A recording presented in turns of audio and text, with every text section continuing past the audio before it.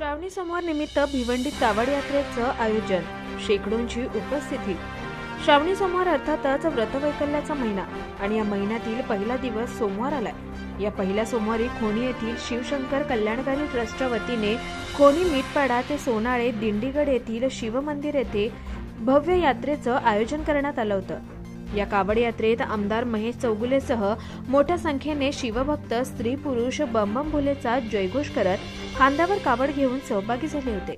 आपल्या परिसरातील बातम्या आता आपल्या मोबाईलवर पाहण्यासाठी आमचं चॅनल सबस्क्राइब करा।